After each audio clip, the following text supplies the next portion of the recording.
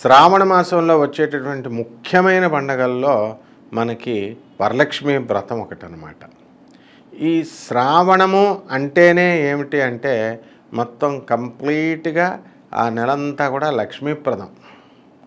ఇది మరి ఈ యొక్క చంద్రుడు మనకి శ్రవణ నక్షత్రంలోకి వచ్చినటువంటి రోజుని మనము శ్రావణ మాసం అని అంటాం.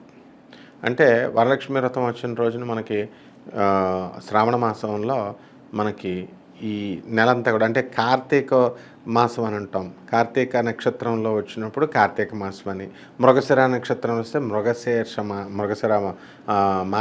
మాసం అని ఇలా చెప్తూ ఉంటాం మనకి. కాబట్టి ఇక్కడంతా కూడా శ్రావణంలో అంటేనే ఏంటంటే ఎందుకు లక్ష్మీ పూజలే మనం ఎందుకు చేయాలి అంటే చంద్రుడి యొక్క సహోదరి మహాలక్ష్మి అమ్మవారు. అందువల్లనే శ్రావణ మాసంలో మహాలక్ష్మి పూజలు చేస్తామన్నమాట. ఈ మహాలక్ష్మి తల్లి చంద్ర సహోదరి హేమమయ్యే అని మనం పాడుతూ ఉంటాం. ఈ లక్ష్మీదేవి మనకి ఎవరిని ఎలా వరిస్తుంది మరి వరలక్ష్మి రోజున అంటే ముఖ్యంగా మా గురువుగారు అయినటువంటి చాగంటి కోటేశ్వరరావు గారు అనేకమైనటువంటి వీడియోస్లో అస్తమానం చెప్తూ ఉంటారు. ఎవరి ఇంట్లో అయితే భార్యాభర్తలు ఇద్దరు కొట్టుకోకుండా ఉంటారో, అటువంటి వాళ్ళు గొడవలు పడకుండా ఉంటారో, అటువంటి వాళ్ళ ఇంట్లో లక్ష్మి స్థిర నివాసం చేస్తుంది అని. అంటే వీళ్ళు భార్యాభర్తలే కీచులాడుకుంటుంటే లక్ష్మీదేవి హళ్ళిపోయి పారిపోయి వెళ్ళిపోతుంది అనమాట. ఇప్పుడు ముఖ్యంగా దానికోసం ఈ యొక్క ఈ శ్రావణ మాసంలో మహాలక్ష్మి పూజలు, లక్ష్మి నిలబడాలి అంటే మనం భార్యాభర్తల మధ్య సఖ్యత ఉండాలి. మరి డైవర్సులు అంటున్నారు, ఇవన్నీ కొట్టుకుంటున్నారు, ఇవన్నీ కూడా మరి లక్ష్మిని మనం మన ఇంట్లోనే ఉండమని ఎక్స్పెక్ట్ చేయడం దురాశ అవుతుంది. అలాగే ఈ యొక్క వరలక్ష్మి వ్రతము ఎప్పుడు వస్తుందంటే శుక్లపక్షం తర్వాత, శుక్లపక్షంలో ఆఖరి రోజున మనకి పౌర్ణమి వస్తుంది. బాగుంది. పౌర్ణమి ముందు రోజు వచ్చేటటువంటి శుక్రవారం ఏదైతే ఉందో ఆ రోజు వరలక్ష్మి వ్రతం మనం జరిపించుకుంటాం.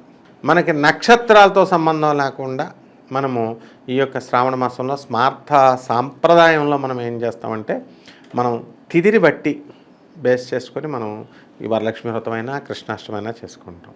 ఆ విధంగా వరలక్ష్మి వ్రతం పౌర్ణమి ముందు వచ్చేటటువంటి శుక్రవారం ఏదైతే ఉంటుందో, ఏ నక్షత్రంలో ఉన్నా సరే వెంటనే ఆ రోజు మనం జరిపించుకుంటాం అన్నమాట ఈ వరలక్ష్మి వ్రతాన్ని. అలాగే స్మార్త కృష్ణాష్టమి దగ్గరికి వచ్చేసరికి అక్కడ కూడా మనము ఈ యొక్క నక్షత్రంతో సంబంధం లేకుండా అష్టమి తేదీ ఎప్పుడు వస్తే అప్పుడు స్మార్త కృష్ణాష్టమి మనం జరుపుకుంటాం. వైష్ణవులు మాత్రం నక్షత్రాన్ని ప్రామాణికంగా తీసుకొని చేస్తారన్నమాట. బాగుంది. ఇప్పుడు ఈ వరలక్ష్మి వ్రతం రోజున మనము ఏమిటండి అని అంటే గురువుగారు చమత్కరిస్తారు. చాగంటి కోటేశ్వరరావు గారి పాయసాన్నం చేసామా, లేకపోతే ఈ పులిహార చేసామా, ఇవి జీడిపప్పులు వేసామా, ఇవి కాదు మనం చేయాల్సింది.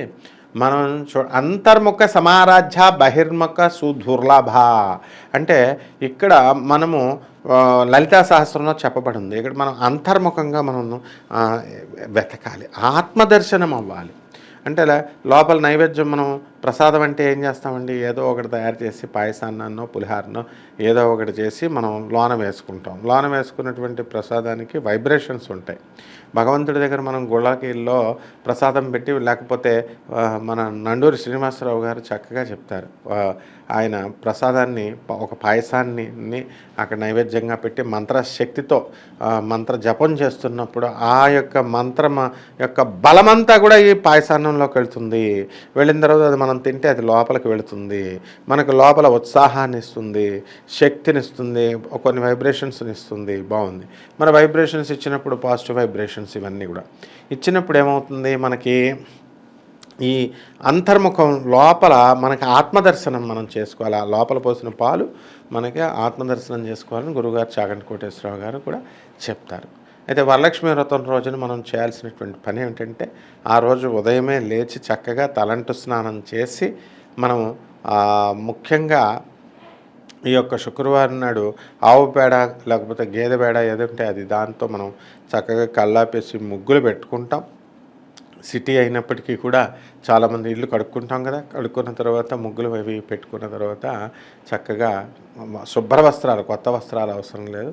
మరి ఆ అమ్మవారి యొక్క వ్రతానికి, వరలక్ష్మి వ్రతానికి మహాలక్ష్మి అమ్మవారి యొక్క పటాన్ని పెట్టుకొని కలశాన్ని పెట్టి ఆ కలశానికి శుభ్రంగా తాడు కట్టి మనకి పసుపు తాడు ఏదో ఒక ఈ యొక్క తోరణాలు ఉంటాయి కదా, దాంతో మనం ఏం చేస్తామంటే ఈ పసుపు కొమ్మని దానికి కలశానికి కట్టేసి ఎర్రని జాకెట్ గుడ్డని మనకి కొబ్బరికాయ, ఎండిపోయినటువంటి కొబ్బరికాయని మనం కలశం మీద పెట్టి కలశంని స్థాపిస్తాం. మనం స్థాపించిన తర్వాత మహాలక్ష్మి అమ్మవారు కానీ వరలక్ష్మి అమ్మవారు ఏదైనా ఒకటే ఆ అమ్మవారి యొక్క పటాన్ని మనము ముందు పెట్టుకొని దాని గోడకు ఆంచుకొని పెట్టుకొని దానికి ముందు ఈ కలశాన్ని పెట్టి మనం పూలదండలు ఇవన్నీ కూడా మనం వేస్తాం. పువ్వులన్నీ కూడా వేసేసి మనం ఏం చేయాలా, మనము ఫస్ట్ అమ్మవారికి ధ్యానం చేయాలా.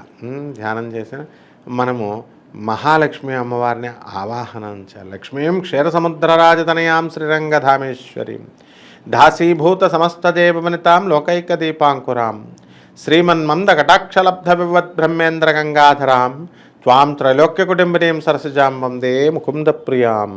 ముకుందుడికి ప్రియమైనటువంటి ఓ తల్లి మహాలక్ష్మి, శ్రీ మహావిష్ణువుకి ఇష్టమైన దాన, నువ్వు రా తల్లి అని చెప్పేసి ధ్యానం సమర్పయామి, ధ్యానం ఇస్తాం ఫస్ట్. ఆ తర్వాత ఏం చేస్తాం, ఓం శ్రీ వరలక్ష్మి నమః ఆవాహయామి, ఆవాహనం సమర్పయామి, ఆమెను పిలుస్తాం మనం. ఆమెను పిలిచిన తర్వాత అమ్మవారు వస్తుంది. ఓం శ్రీం హ్రీం శ్రీం కమలే కమలాలయ ప్రసీద శ్రీం హ్రీం శ్రీం ఓం మహాలక్ష్మ్యై నమః ఆవాహయామి, ఆవాహనం సమర్పయామి, నవరత్నకచతస్వర్ణ సింహాసనం సమర్పయామి. మనం సింహాసనాన్ని, ఖచ్చితమైనటువంటి సింహాసనాన్ని వేస్తాం. దాని మీద అమ్మవారిని మనం కూర్చోబెడతాం. కూర్చోబెట్టిన తర్వాత పాద్యం సమర్పయామి, మనం అమ్మవారికి చక్కగా కాళ్ళు కడుక్కోవడానికి నీళ్ళు ఇస్తాం. అర్ఘ్యం సమర్పయామి, అర్ఘ్యం ఇస్తాం. తర్వాత మనం ఏం చేస్తామండి, స్నానం అయిన తర్వాత యజ్ఞోపవీతం సమర్పయామి, వస్త్రం సమర్పయామి. ఇలా షోడశ ఉపచార పూజలు మనం చేస్తాం. గంధం పరికల్పయామి, గంధాన్ని ఇస్తాం. తర్వాత అగరబత్తీలని వేస్తాం. పుష్పై పూజయామి, అమ్మవారి యొక్క 11 నామాలని కానీ లేకపోతే 21 నామాలను కానీ అష్టోత్తర శతనామాన్ని పెట్టుకొని మనం ఓం మహాలక్ష్మి నమః, ఓం వరలక్ష్మి నమః, ఓం చంచలాయ నమః, ఓం ప్రకృత్యై నమః, వికృత్యై నమః, ఓం విష్ణుప్రియాయ నమః, ఓం తులస్యై నమః, ఓం రమాయై నమః, ఓం రాధాయై నమః. ఈ విధంగా మనము మహాలక్ష్మి అమ్మవారి యొక్క అష్టోత్తర మంత్రాలతో మనం అమ్మవారికి చక్కగా కుంకుమార్చన చేస్తాం. కుంకుమార్చన చేసిన తర్వాత మనము ధూపం సమర్పయామి, దీపం దర్శయామి, ధూపదీపానంతరం నైవేద్యం సమర్పయామి. ఏదో ఒక నైవేద్యం పెట్టాలి మనం అమ్మవారికి. దాన్ని గాయత్రి మంత్రంతో అభిమంత్రించాల. ఓం భూర్భువస్వః తత్సవితుర్వరేణ్యం భర్గో దేవస్య ధీమహి ధియో యో నః ప్రచోదయాత్. ఓం మాపో జ్యోతిర్సోమృతం బ్రహ్మ భూర్భువస్వరో. ఓం ప్రాణాయ స్వాహ, పానాయ స్వాహ, జ్ఞానాయ స్వాహ, ధనాయ సమానాయ స్వాహ, బ్రహ్మణే స్వాహ అని చెప్పేసి మనము ఆ యొక్క పరమేశ్వరికి మనము అమ్మవారికి మనం సమర్పిస్తాం. సమర్పించిన తర్వాత వరలక్ష్మికి వ్రతానికి కొంతమందికి ఆచార వ్యవహారాలు ఉంటాయి. అక్కడ తోరణాలు, కొత్త తోరాలు మనం కడతాం. అక్కడ పాత ఈ వ్రతాన్ని కట్టుకునేటప్పుడు, వ్రతాన్ని చేసేటప్పుడు కొత్త తోరాలు పెడతాం. పాత తోరాలు కేదారేశ్వర స్వామి వ్రతం లాంటి వాటికి పాత తోరాలు కూడా ఉంటాయి. ఎన్ని సంవత్సరాల నుంచి చేస్తున్నాం అన్ని తోరాలు పాతవి అలాగ సాంప్రదాయబద్ధంగా వస్తాయి. ఆ తర్వాత కుటుంబాలు విడిపోయినప్పుడు అన్నదమ్ములు ఇద్దరు కూడా పంచుకుంటారు. మరి అదేవిధంగా ఈ యొక్క వరలక్ష్మి వ్రతానికి కూడా తోరాలు ఉంటాయి మనకి. ఆ తోరాలు అన్నదమ్ములంతా కూడా అక్క చెల్లెలంతా విడిపోయేటప్పుడు అమ్మవారు మళ్ళీ నువ్వు ఈ సాంప్రదాయాన్ని కొనసాగిస్తామని చెప్పి ఆ తోరాన్ని ఇస్తారు. అలాగే వాయిదానం మనము వాయినాల్ని దానం చేస్తాము. ఆ తర్వాత మనం శనగల్ని, తర్వాత తమలపాకుల్ని, మరి ఈ ఒక్కలని, ఈ పుష్పాలని, ఒక అరటిపండుని 11 రూపాయలని ఇచ్చి మనము ఆ యొక్క వాయనాన్ని మనం దానం చేస్తాం. చేసి ఇచ్చితనమ్మ వాయనం పుచ్చుకున్నానమ్మ వాయనం అని చెప్పేసి మహిళలంతా కూడా తమ చీరలు పట్టి కొంగులను పట్టి ఆ వాయనాలు తీర్చుకుంటారు. తర్వాత వరలక్ష్మి వ్రతం అయిపోయిన తర్వాత ఇది సాయంత్రం సమయంలో చేసుకుంటారు. కొంతమంది ఉదయం చేసుకుంటారు. వేసుకున్న తర్వాత చంద్ర దర్శనం చేసుకుంటారు. చంద్ర దర్శనం చేసుకున్న తర్వాత కొంతమంది డైరెక్ట్గా ప్రసాదాలు తింటారు. పూజ అయిపోయిన తర్వాత ఉద్దాసనం చెప్పిన తర్వాత లేనటువంటి వాళ్ళు ఏం చేస్తారంటే దేవాలయానికి వెళ్ళి ఆ మహాలక్ష్మి అమ్మవారి యొక్క గుడిలో ఆమెను దర్శించుకున్న తర్వాత అప్పుడు వచ్చి భోజనాలు ఇవన్నీ కూడా చేయడం అనేటటువంటిది జరుగుతుందన్నమాట. దీన్ని ఆచార వ్యవహారాలు అంటారు.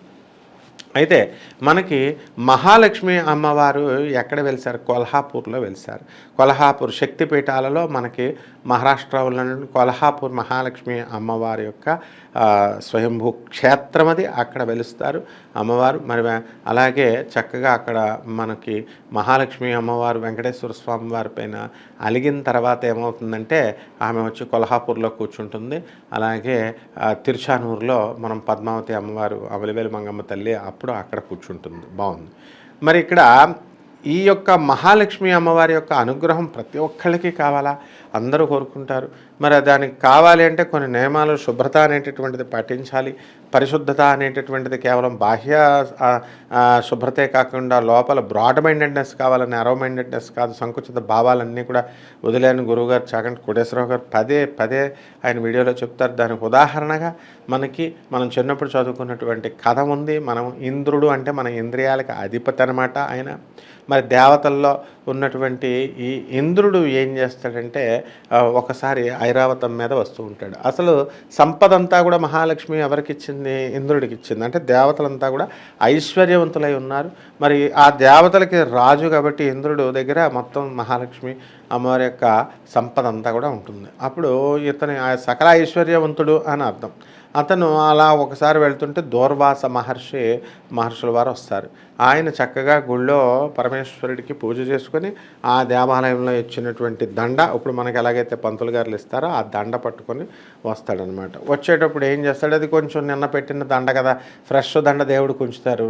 పొద్దున్న వేసిన దండ మధ్యాహ్నం మనకి ఇస్తారు, లేకపోతే నిన్నటి వేసిన దండ దేవుడు మనకు ప్రసాదంగా ఇస్తారు. అది తీసుకొచ్చి దూర్వాస మహామునుల వారు మనకి ఇది ఇంద్రుడికి వేస్తారు. ఇంద్రుడికి వేస్తే ఇంద్రుడిలో అహంకారం, వినాశకాలే విపరీత బుద్ధి అని, వినాశకాలం వచ్చినప్పుడు బుద్ధి మందగిస్తుందన్నమాట, విపరీత బుద్ధి వస్తుంది. అంతకుముందు పాపం ఆ ఇంద్రుడు దూర్వాస మహాముని చక్కగా గౌరవించేవాడే. అందుకే ప్రేమతో పాపం దూర్వాస ముని ఎప్పుడు తీసుకునేవాడు కదా, మనవాడే కదా అని పాపం ఇంద్రుడికి ఇవ్వబోయాడు.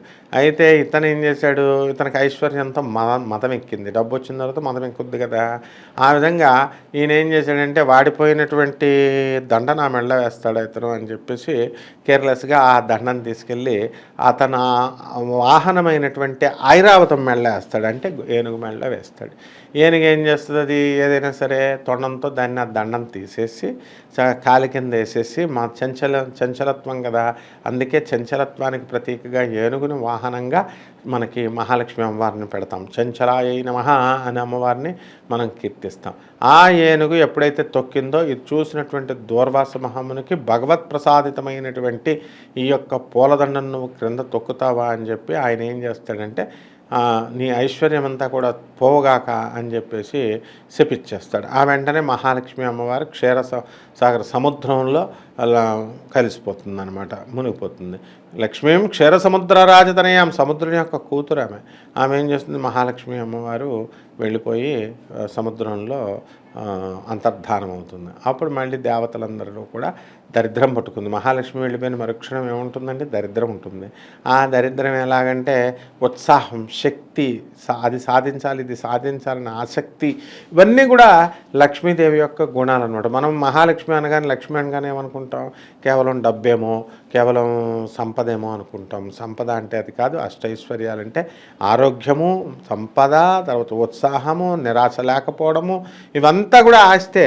కాబట్టి ఆ మహాలక్ష్మి అమ్మవారి యొక్క ఇది ఈ విధంగా ఉంటుందన్నమాట. ఇందువలన మనం ఎప్పుడు కూడా ఈ మహాలక్ష్మి శ్రావణ మాసంలో ముఖ్యంగా ధనవంతులు ఎవరైనా సరే చేసుకోవడం ఓకే, కానీ పేదవాళ్ళని అవమానించినా, పేదవాళ్ళకి సహాయ సహకారాలు చేయకపోయినా మీకు ఆ పూజా ఫలితం రాదు. దీన్ని చెప్పడం కోసమే మనము దత్తాత్రేయ స్వాముల వారు అనఘాలక్ష్మిలో అష్టసిద్ధులు, తర్వాత నవనిధులు, ఇవన్నీ కూడా ఉంటాయి.